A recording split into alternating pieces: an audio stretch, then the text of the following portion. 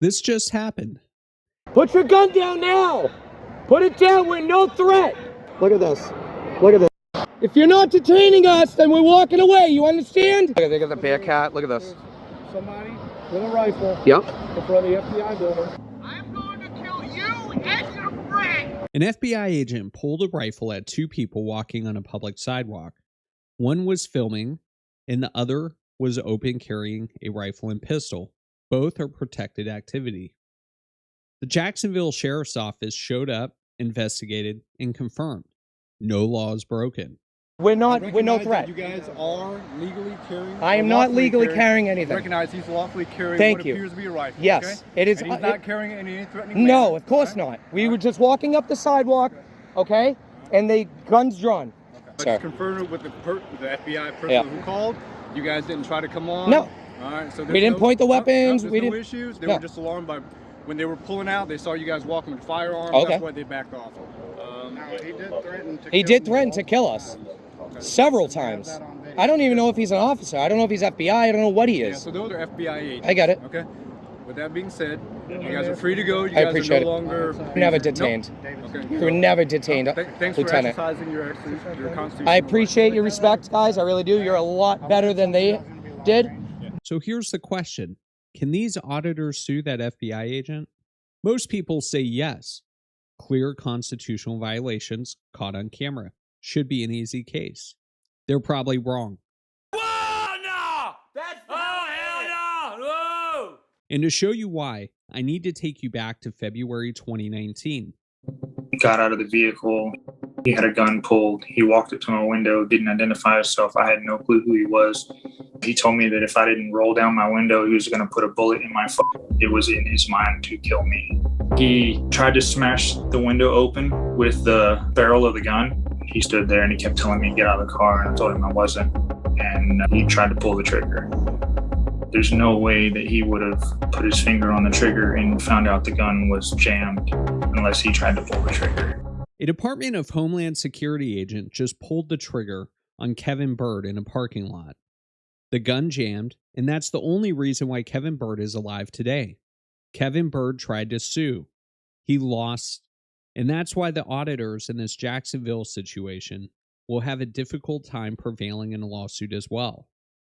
I know you're here for the Jacksonville situation, but give me a couple of minutes to show you what happened to Kevin Byrd, because what happened to him in 2019 is exactly what's going to happen to the auditors in the Jacksonville case. Let me show you why. So Kevin Byrd just had a federal agent attempt to kill him, and now he wants to sue that agent. How does that normally work? When government officials violate your constitutional rights, you sue under 42 U.S.C. Section 1983. This law has existed since 1871. Let's look at this phrase, though. Under color of any statute of any state or territory. Section 1983 only applies to state and local government actors. So you can sue under Section 1983 if it's city police, county sheriffs, or state troopers. You cannot sue under Section 1983 if, for example, it's an FBI agent, Border Patrol, DEA, or Department of Homeland Security agents like Ray Lamb. Kevin Byrd can't use Section 1983 because Agent Lamb works for the Department of Homeland Security, a federal agency. The same would apply for individuals who want to sue federal agents for these ICE protests.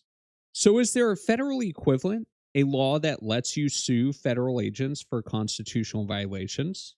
No, Congress never created one. For decades, you couldn't sue federal agents at all.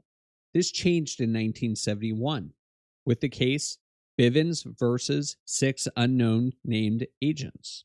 The case concerns Webster Bivens. FBI agents illegally searched his apartment without a warrant. He couldn't sue under Section 1983. They were federal agents. So he asked the Supreme Court, can I sue them anyway? And the court said yes. The court created what's called a Bivens action. Here's the critical difference. Section 1983 is a statutory right. Congress wrote the law. It's established. Bivens is an implied right. The Supreme Court created this. It's a judge-made doctrine. which means it can be changed or killed at any time. Statutory rights are meant to be stable. Congress wrote the law, it stays unless Congress changes it. But Bivens, it's judge made, which means judges can kill it. And that's exactly what has happened since it first passed in 1971. Between 1971 and 1980, the Supreme Court recognized Bivens in only 3 situations. In 1971, you have the original case where FBI agents illegally searched a home. That's the original Bivens case. And then in 1979, a congressman fired a staffer for being a woman. They allowed it for a sex discrimination case. And then in 1980, a federal prison failed to provide medical care to a prisoner. And then, nothing. For 45 years, the Supreme Court has rejected every single attempt to expand Bivens. Every single one. The court created a 2-part test. Step 1. Is this a new context? Different from the 3 categories previously authorized. Courts might ask, is it a different location, different agency, different circumstances? If there is any difference whatsoever, then it is a new context. Step 2. Are there special factors? For example, a court might evaluate whether there are national security concerns, whether Congress has been silent on the issue, whether agencies have discretion in a certain area of law. If any factor exists, the court will likely conclude that no Bivens claim is available. And a result of that, lawsuit dismissed. Here's how this works in practice. Courts will find any difference to call something new context, and they'll always find a special factor. Justice Clarence Thomas explained, it's not easy to imagine a case that would warrant extending Bivens. Translation, Bivens is dead. We're not expanding it. Ever. Now let's see what happened to Kevin Byrd. Remember, Agent Lamb pulled that trigger. Police arrested him. He was charged with aggravated assault with a deadly weapon. You'd think, okay, criminal prosecution will handle this. Well, unfortunately, the grand jury declined to indict. Charges were dropped, despite video evidence, despite attempted shooting on camera. Kevin Byrd determined, okay, I'll go after him civilly. All right, civil lawsuit it is. Kevin Byrd filed a Bivens lawsuit in federal court, and he claimed Fourth Amendment violations, excessive force, and unlawful seizure. The district court initially agreed. However, when the case got to the Fifth Circuit Court of Appeals, here's what the Fifth Circuit wrote. Byrd's lawsuit differs from Bivens in several meaningful ways. The Byrd case arose in a parking lot, not a private home as was the case in Bivens. Parking lot, not home. That's the difference that mattered. Not the attempted shooting, not the video, the location. The court also found special factors, specifically congressional silence. Congress has not created a law for this, so the courts won't either. The result? The case was dismissed. No remedy. Now here's where it gets interesting. Judge Don Willett, Trump appointee and conservative judge that sits on the Fifth Circuit Court of Appeals, voted to dismiss Byrd's case. But he wrote separately to explain why he was furious about what he had to do. He was concerned in a concurring opinion that if you wear a federal badge, you can inflict excessive force on someone with little fear of liability. And federal officials operate in something resembling a constitution-free zone. He called it precedentially inescapable, but he noted his hands were tied by Supreme Court precedent. Even the judge who ruled against Byrd thinks the system is broken. In Byrd's situation, after the Fifth Circuit determined no remedy was available to him, he petitioned to the Supreme Court. Unfortunately, the Supreme Court declined to take the case. No explanation. The result, the criminal charges were dropped, civil lawsuit dismissed, Supreme Court denied, no remedy. Agent Lamb? Maybe he's still employed at DHS, who knows? But either way, zero accountability. Attempted murder on video, zero consequences. Now let's get back to this Jacksonville audit. October 2025, Jacksonville FBI. Remember, the sheriff's office confirmed everything these auditors were doing was legal. Let me show you why they probably will have a difficult time suing. Let's start with what was legal. First, filming from a public sidewalk. In the 11th Circuit, which covers Florida, permits filming in most circumstances. Second, open carrying. Recently, Florida's open carry ban was struck down as unconstitutional. Open carry is now the law of the state, and that's according to Florida's Attorney General. It comes after an appeals court ruled the ban on open carry was unconstitutional. In an online post, the Attorney General said no other state appellate court considered the constitutionality of the open carry ban, and as a result of its decision, it's binding on all Florida trial courts. Earlier, prosecutors and law enforcement agencies received new guidance. It tells them to refrain from arresting law-abiding citizens carrying a visible gun. Everybody recognized, especially law enforcement, should have recognized that open carrying in the state of Florida is the law of the state. Third, Fourth Amendment. Pointing a gun at someone equals seizure. Seizure requires reasonable suspicion of criminal activity. No crime was occurring here. This equals no reasonable suspicion. The agent even admitted on video that he was not detaining these individuals. Are we detained? Are we detained? It's not gonna happen. Are we detained? You're not being detained. So we have filming is legal under the First Amendment, open carry is legal under the Second Amendment, and certainly state law, but the FBI agent is pointing his presumably loaded rifle at these individuals in violation of their Fourth Amendment. 3 constitutional violations. So can they sue? Let's apply that test. Step 1. Is this a new context?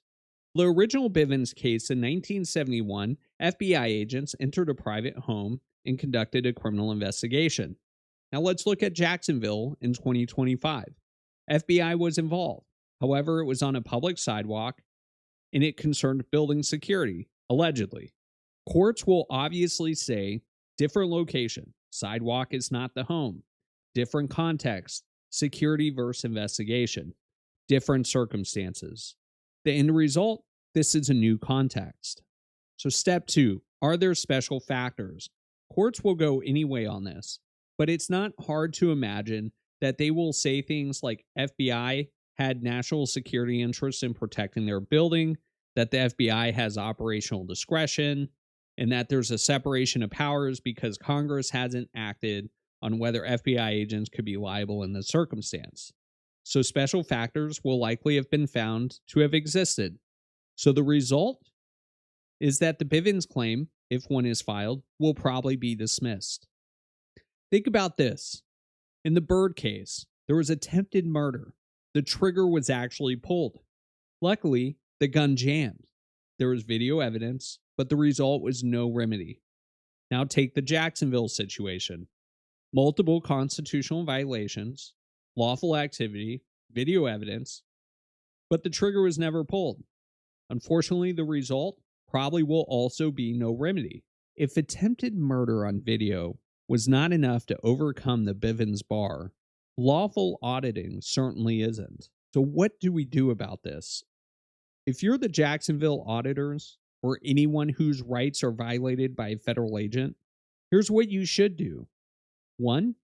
File a Bivens lawsuit anyway. Why? Even though you'll probably lose, it creates an official record. It forces the government to defend the agent's actions publicly. It generates media attention. It builds evidence that the system is broken. Think about it. Would Judge Willett have ever publicly commented in a published opinion that the system was broken if Byrd never filed that lawsuit? Of course not. And if you don't try, nothing ever changes. 2, file criminal complaints. If that FBI agent was a private person pulling a firearm, he certainly would have been arrested. These individuals need to file criminal complaints because pointing a firearm, whether loaded or not, is still a criminal offense. File complaints with the FBI Office of Professional Responsibility, the DOJ Office of Inspector General, state prosecutors. While it likely won't result in charges, it will create a paper trail. 3, FOIA everything. Find out whether the FBI actually created a document whatsoever concerning this event or incident. Did they investigate it at all? Did they investigate this specific agent, if he is an agent? FOIA FBI policies on auditors, training records, investigations, especially to this incident. And then do an open records request to the sheriff's office. Recover body camera footage. Find out what the exact call was. Find out what these officers knew and when. And then make everything public. 4, public pressure. Share this video. Contact Congress. Support reform organizations. Kevin Byrd did everything right in 2019. He reported it. He sued. He appealed. He even went to the Supreme Court. He got no remedy. The Jacksonville audit just happened. They'll probably get no remedy either. The system is broken, and the only way to get it fixed is if enough people understand it's broken. Appreciate you watching. Thank you.